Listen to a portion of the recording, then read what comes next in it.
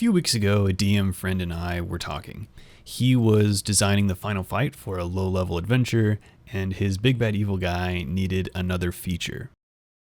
He knew he wanted it to be a saving throw, and mentioned that he was deciding between incurring the frightened condition, a level of exhaustion, or something like the Shadow's strength drain action. To which I immediately responded, well, exhaustion and strength drain are both death spirals. To which he then said, well, I think I'm okay with that. That got me thinking about the term death spiral, its implementation in 5th edition, and why I was so quick to malign entire mechanics just because they fell into this category. Before we go any further, a death spiral is a system or a pattern in a game wherein when something goes bad, the difficulty goes up. When things get more difficult, things are more likely to go wrong, which then, in turn, increases the difficulty, and so on and so forth.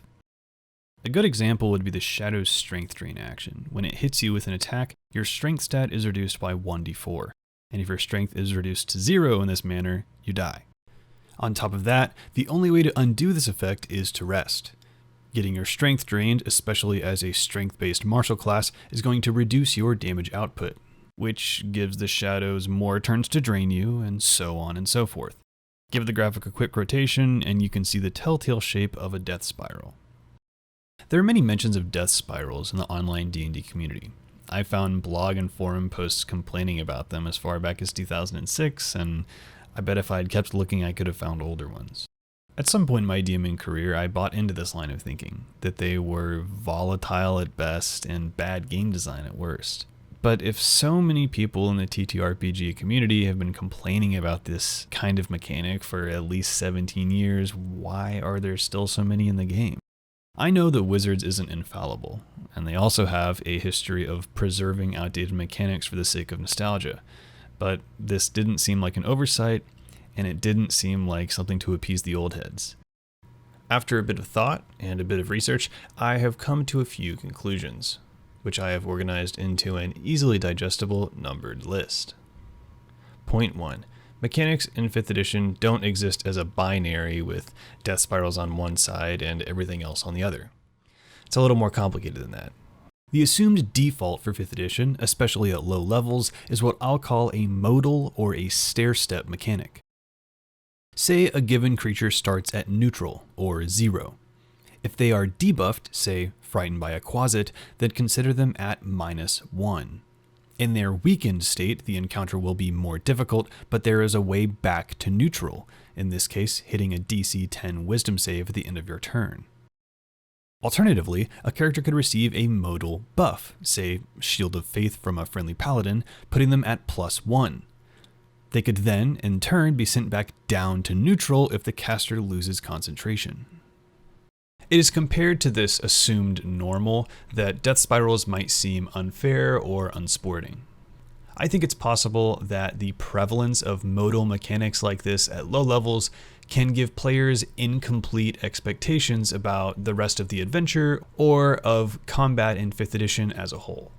But if you look at enough monsters in 5th edition at every tier of play, you'll very quickly realize that conditions are not as simple as death spiral or stair-step. Monster design in 5th edition uses an eclectic painter's palette of widely varying mechanics, between any two of which there exists a spectrum. Somewhere on that spectrum are things like the Sea Hag's 2-turn insta-kill. A hag can frighten a character with its horrific appearance feature, and then follow up with its death glare action. Any creature unfortunate enough to fail 2 saving throws instantly drops to 0 hit points. Is this a possibly oppressive mechanic? Certainly. But is it a death spiral? In my opinion, not really, since there is a relatively easy way for a character to avoid the situation altogether, and a readily available way to get back to neutral. There also aren't any stacking or snowballing mechanics at play, so the only way in which the encounter actually gets harder over time is that a character is spending their turn making death saves instead of helping with combat, which is a dimension to the discussion I'll get to later. Also in this gray area are things like the Mummy's Dreadful Glare, which inflicts a harsher penalty if a creature fails to save by 5 or more. thus introducing a single action that can put a creature into one of two states. Once again, this isn't really a death spiral, but it does serve to further complicate our neat little graph. Neither of these examples are vital to the rest of the video, but it should be noted that the line between linear stair-step mechanic and death spiral is not as well defined as it may seem. Even at later levels, when confronted with unorthodox, hitherto unseen mechanics, your players can feel blindsided, even if their characters have progressed to a point where they are well equipped to deal with what you have put in front of them. So, how do we construct our adventure to avoid this feeling of poor sportsmanship? A good way to circumvent this, especially if the mechanic belongs to a particularly important enemy, is to hint at the mechanic beforehand. This could be through a medium encounter, wherein the monsters have a much less powerful version of the effect, or even through a non-combat encounter, where the players come across some lore that mentions the impending threat. And if that threat is serious enough, maybe even a strategy on how to combat it. I'm not saying you should show them the stat sheet, but if your big bad has one incredibly oppressive mechanic and 4 pretty cool other mechanics, a fair warning about the big one can allow your players to be prepared for it, as well as create some suspense. This also leaves 4 other mechanics for them to have to react to in the heat of battle. Fragments of forewarning like this can accomplish 3 things for us as DMs. 1. They can lend cohesion to your adventure as a whole. If players see things in more than one place, it can help your world feel more consistent. It can also give your players the sense that their characters are learning. 2. They can give a sense of payoff to your climactic encounters. Players tend to love using things their characters have learned in game to solve new problems. So if you give them information in an ancient library which, 2 sessions later, helps them when fighting the villain, it can be very satisfying. And 3, they can help your players feel awestruck by the villain rather than blindsided. Look no further than Curse of Strahd, which does this for like 9 levels. There's a lot more to this particular topic, but I think boss design deserves an entire video. So, moving on. Point 2. Combat in 5th edition and most turn-based RPGs inherently contains a death spiral. If an encounter is 4 PCs versus 4 monsters, and one of the monsters is killed, the monsters now only have 3 turns to the PC's 4. If one side of the battle has more HP and more turns, they are at an advantage. It's very common, especially in random encounters, for the last turn or so of battle to be a formality, with your players just cleaning up the last 2 orcs or that one snake that got away.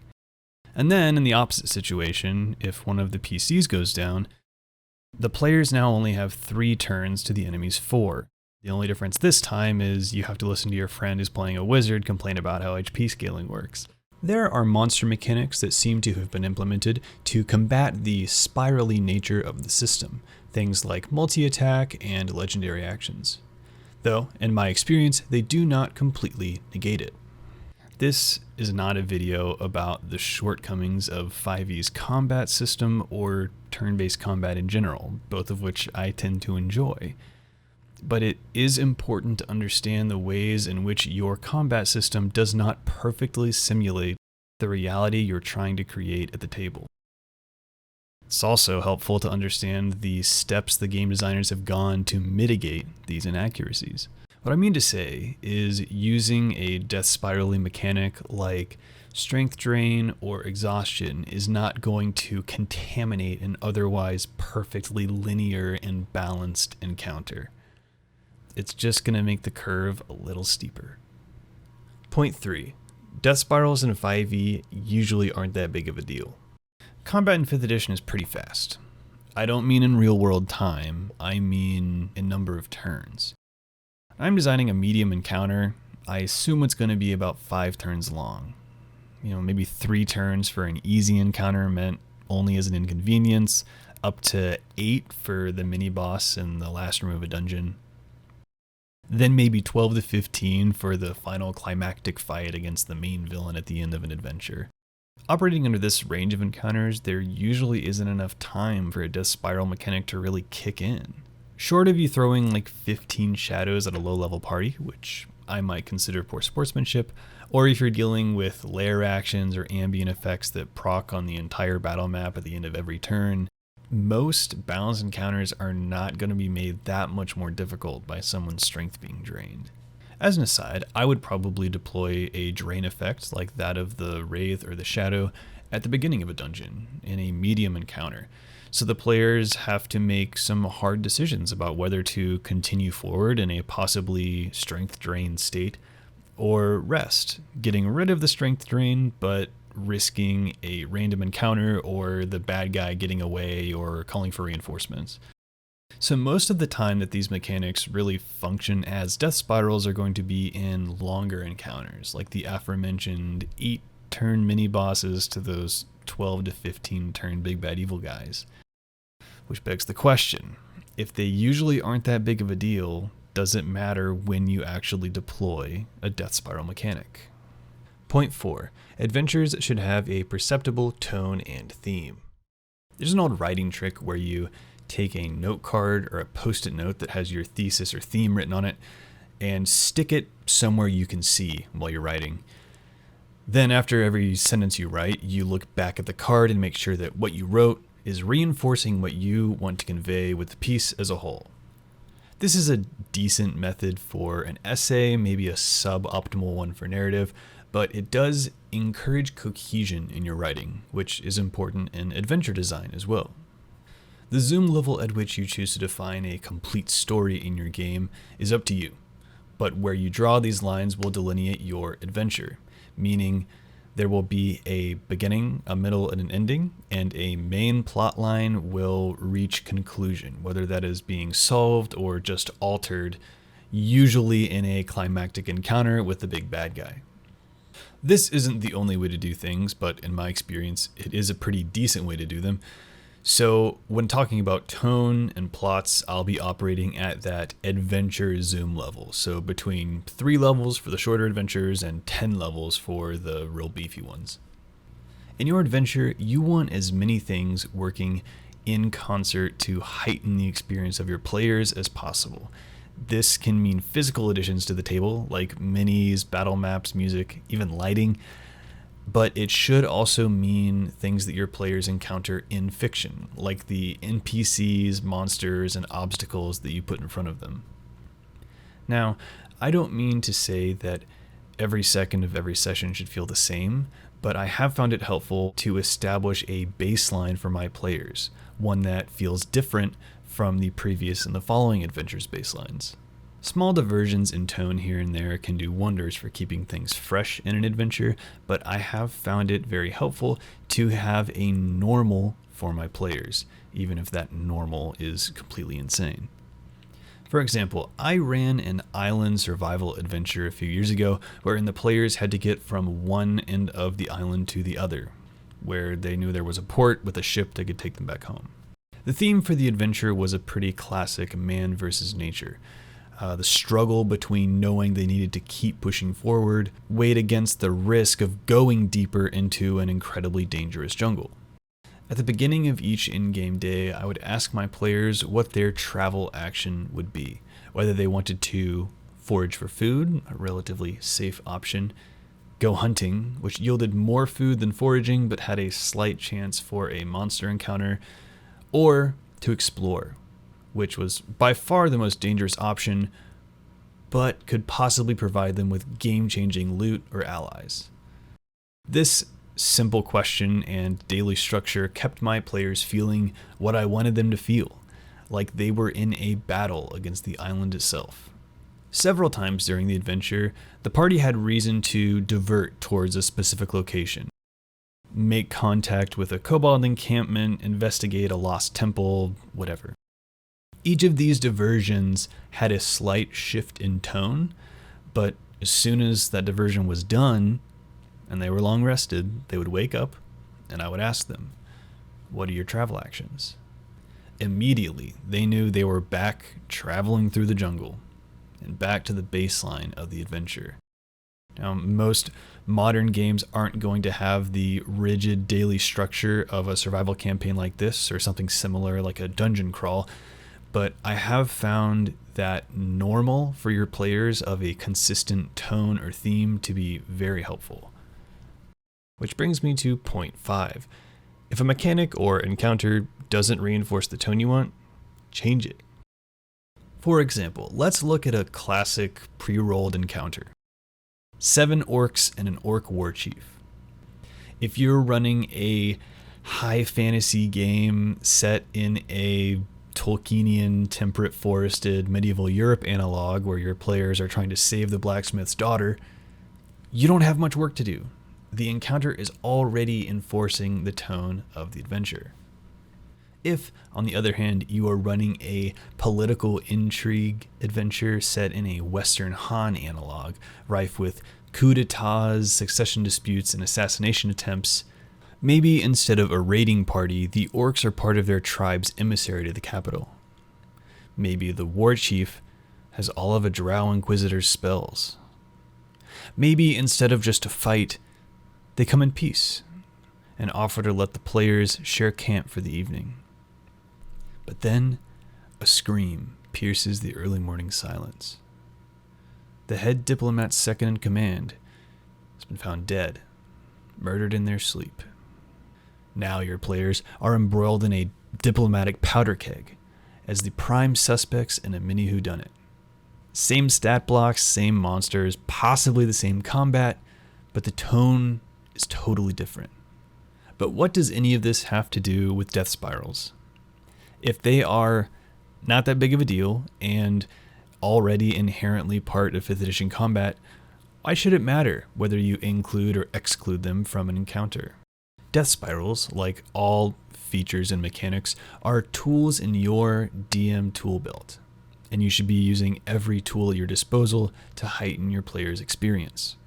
Throwing in an encounter with an inconsistent tone isn't going to torpedo your adventure. That being said, we should consider what sort of tone a death spiral might reinforce. That way we can make them work for us instead of against us. There are several ways to ratchet up the tension of a scene when you're writing. One way is to, as they say, put a gun on the table, immediately telling every character and every audience member that this is a dangerous situation that they need to either deal with or escape from immediately. Heroic fantasy, low to medium mortality adventures are going to attract encounters like this, where each one is a series of problems to be solved. There's a Medusa here. Does anyone have a mirror? We're being attacked by a green dragon. Maybe we could bribe her with gold. The castle is collapsing. You still have that scroll of Featherfall? Solve enough problems and you save the world. If you wanted to reinforce the tone of a heroic fantasy game like this, which is described by the DMG as the baseline assumed by D&D, a modal mechanic might help. But say you want to include a monster, which in Rules as Written has a death spiral-y like mechanic that you think might distract from the tone of your adventure. I would consider tweaking the monster. Maybe instead of a shadow draining 1d4 strength every time it hits, it drains a flat 4 strength. And instead of requiring an entire rest, the effect could be broken by something more feasible in combat. The simple answer would be something like a Constitution save, but you could also go with something a little bit more novel, like the drain effect requiring the shadow's concentration or lasting until the affected player is hit with direct sunlight. So that's the gun on the table approach. Urgent problem, immediate solution. But say you're aiming for a tone a little bit less straightforward, a little bit less hopeful. Something a little grimmer, maybe a little darker. An alternative to the immediacy of the gun on the table approach is what I'll call the runaway train. It's 6 hours from the nearest station, but no one knows how to stop it. Nothing the heroes try seems to work, and the suspense continues to build until finally we've reached the climactic scene where they enact their last-ditch effort. Death spirals, in my opinion, lean towards this second example. They create situations in which your players' hopes of victory are slowly eaten away at, turn by turn, until finally they either prevail against all odds or succumb to the creeping tendrils of an inevitable defeat. Say we want to match this new grimdark tone. Let's take that encounter from earlier, the orcs and the warchief, and see if we can't make it a little more soul-crushing. When the party defeats one of the orcs, its body doesn't just lay there. It instantly dissolves into a black, tar-like substance, which oozes over towards the warchief and coats his great axe's blade. Now the great axe has a stack of this black ooze on it, meaning in game it will deal an additional 1d8 acid damage on its next attack. It will also degrade anything made of wood or metal that the player it hits is wearing. If that sounds familiar, I took it from the black pudding. Your players see this happen and immediately direct all of their damage to the warchief, defeating him rather quickly. But as his body falls to the ground, it dissolves into that same black ooze, and his great axe remains floating in the air, continuing to fight until every single orc is defeated. Now, I've certainly increased the difficulty of the encounter, which I would probably balance out by reducing the warchief's hit points or reducing the size of the raiding party. But I have changed the tone of the encounter to match that of my grimdark adventure.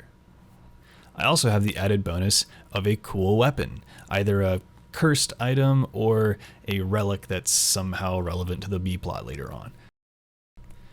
This encounter is a death spiral, and I think it would fit very well into a sword and sorcery setting, a high mortality horror adventure, or even a resource intensive survival game. That is to say, settings and environments where the world itself is one of the player's most dangerous enemies, and each step towards their goals is another disaster narrowly avoided. This style of play doesn't fit every table, but if it sounds like something that you and your players might enjoy and something that you would give them due warning about, a death spiral might be just the splash of despair to tie your entire encounter together. That's the video on death spirals. Thanks for watching. I've got a few more ideas for videos like this, talking about DM stuff. I also have a few world building ideas that I think might make a fun little video series. If you want to support me, you can do all the normal stuff down at the bottom, or check out Principles of Shamanism, my resource on the DM's Guild.